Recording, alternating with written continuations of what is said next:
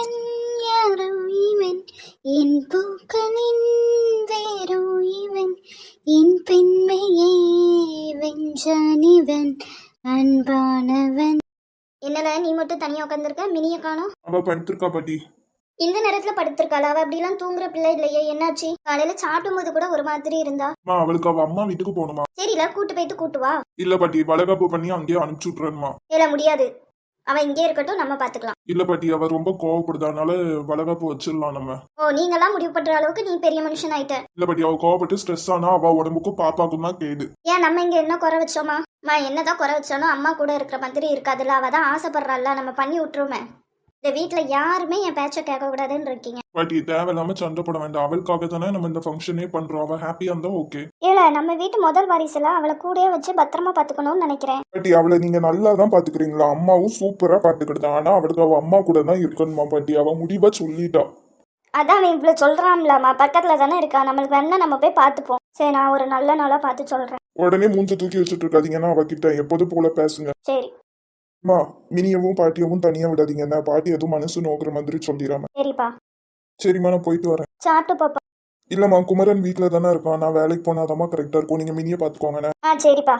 ஏல கேட்கணும்னு நினைச்சேன். நம்ம மணியோட தங்கச்சி ருக்மணிக்கு மாப்பிள்ள பார்க்க சொன்னல, நானும் ஒரு வரேன்னு சொன்னேன்ல, என்னாச்சு? அந்த பிள்ளைக்கு படிக்கணும், வேலைக்கு போகணும்னு ஆசை இருக்கு போலாமா. அந்த பிள்ளை ஆனா அவன் சந்தோஷத்துக்காக கல்யாணத்துக்கு ஒத்துக்கிட்டு இப்போ இவனுக்கு அந்த பிள்ளையோட ஆசை தெரிஞ்சோடனே வேண்டாங்கம்மா. அவளுக்கு பிடிச்சாதான்ப்பா பண்ணணும். அவளுக்கு இஷ்டம் இல்லாமலாம் நம்ம முடிவு பண்ணக்கூடாதுல்ல. அவளுக்கு எப்ப கல்யாணம் பண்ணிக்கணும்னு தோணுதோ அப்பா அவ பண்ணிக்கட்டும். அதாம்மா நாங்களும் சொல்லிடுவோம். சரி, அந்த செல்வி மணி விஷயம் என்னாச்சு? செல்விக்கு அவனை பார்த்தாலே பிடிக்க மாட்டேங்குதுமா. ஏன் தெரியலமா. நான் வேணா அவகிட்ட பேசி பார்க்கட்டால? இல்லம்மா, எதுவுமே ஃபோர்ஸ் பண்ணி வர வைக்க முடியாதுல்ல. அவளுக்கா தோணுச்சுன்னா அவ கல்யாணம் பண்ணிக்கிட்டோம், இல்லன்னா அவளுக்கு பிடிச்ச மாதிரி மாப்பிள்ளையே நம்ம தேடலாம். தெரியல. மினிமா ஜூஸ் எதுவும் போட்டு தட்ட? இல்ல தே, வேண்டாம். அட இருமா, நான் உனக்கு போய் போட்டு எடுத்துட்டு வரேன். சரி தே. மினி, நான் பாட்டி கிட்ட பேசிட்டேன். பாட்டி நல்ல நாள் குறிச்சு உனக்கு வளகாப்பு பாட்டுருவாங்க. உண்மைக்குமா? கேட்டே நான் முடியாதுன்னு சொல்லுவேன். நான் உனக்காண்டி பாட்டி கிட்ட பேசி ஓகே வாங்கிட்டேன். ஆனா பாட்டி உனக்கு திட்டினா என்கிட்ட சண்டைக்கு வராது. நான் பாத்துக்கிறேன், அதுல எனக்கு அசால்ட்டு. இப்ப சந்தோஷமா? ரொம்ப.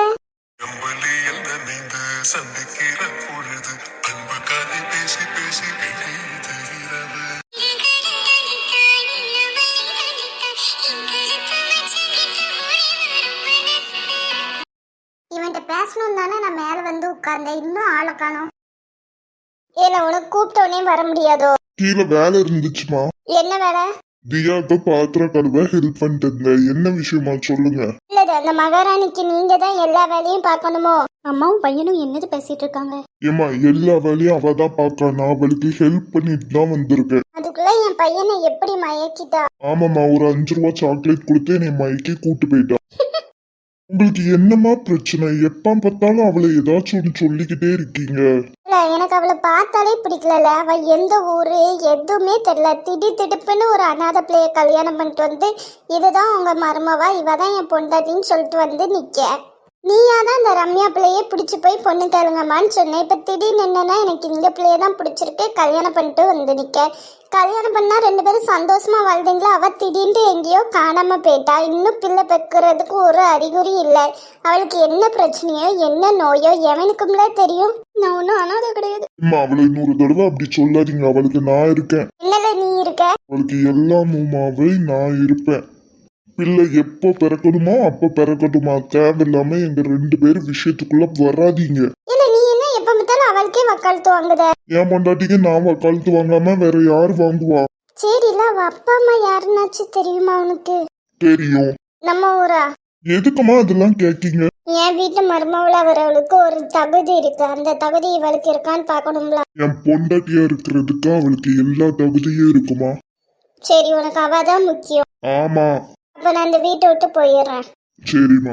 பெத்த அம்மாவையே வீட்டை விட்டு போக சொல்லுதேன். நீங்க தான் வீட்டை விட்டு போயிடுறேன் நீங்க. நானும் சரின்னு சொல்லிட்டேன். அவங்க அப்பா தனியா தானே இருக்காங்க, போங்க அங்க. சரி,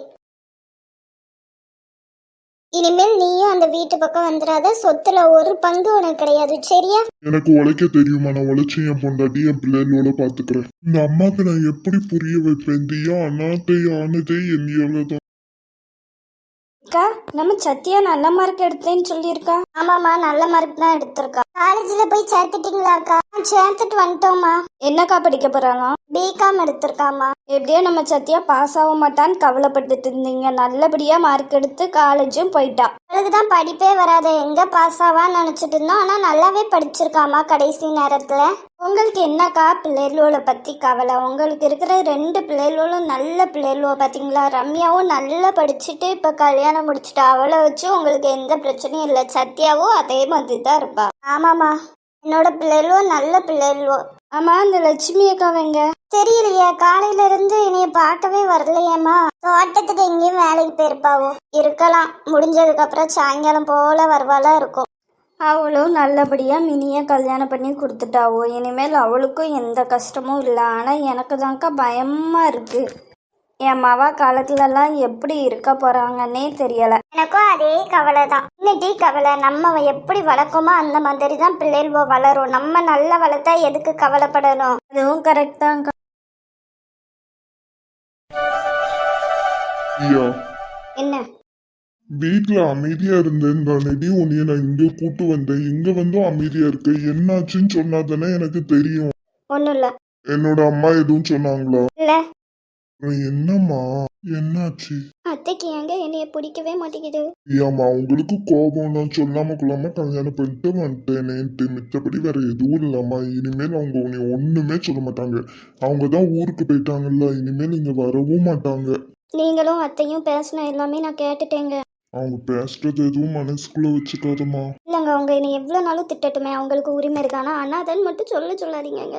என்னோட அப்பா அம்மா இருக்கிற வரைக்கும் என்னை எவ்வளோ நல்லா பார்த்துக்கிட்டாங்க தெரியுமா? எங்கள் அப்பாவுக்கு நான் தாங்க உயிர். எங்கள் அம்மாவுக்கு சொல்லவே வேண்டாங்க, என் மேலே அவ்வளோ பாசமாக இருப்பாங்க. 2 பேருமே என்னை எல்லா விஷயத்துலையும் பத்திரமா பார்த்துப்பாங்க. கேட்டது எல்லாமே வாங்கி கொடுப்பாங்கங்க.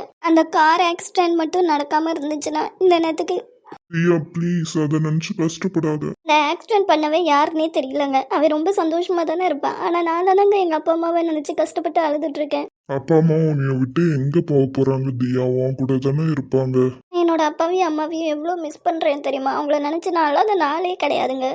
கடவுள்கிட்ட கேட்குறது ஃபுல்லாக அதுதான். அவங்கள மட்டும் எனக்கு எப்படியாச்சும் திருப்பி கொடுத்துருங்க. எனக்கு வேற எதுவுமே வேண்டாம்னு சொல்லிட்டு தாங்க டெய்லி கேட்டுட்ருக்கேன். நான் மட்டும் அந்த ஆக்சிடென்ட் பண்ணாம இருந்திருந்தா, கடவுளே ப்ளீஸ், தியாக்கு மட்டும் நான் தான் அந்த ஆக்சிடென்ட் பண்ணேன்னு தெரிஞ்சிடவே கூடாது. அழாத தியாமா, அதான் உனக்கு நான் இருக்கேன்ல. என்னால தானங்க உங்களுக்கும் உங்கள் அம்மாவுக்கும் சண்டை வந்துக்கிட்டே இருக்கு. என்னால தானே இப்போ நீங்கள் உங்கள் அம்மாவை வீட்டை விட்டு போக சொல்லிட்டீங்க. அது எனக்கும் அவங்களுக்கும் உள்ள பிரச்சனைடி. நீ தேவையில்லாம மனசை போட்டு குழப்பிக்காத. யா என்னைய பாரு. ப்ளீஸுங்க, நான் கொஞ்ச நேரம் அழுதுக்கிறேன். என்னை எதுவும் சொல்லாதீங்க. சரி, உனக்கு எவ்வளவு அழணுமோ அழு.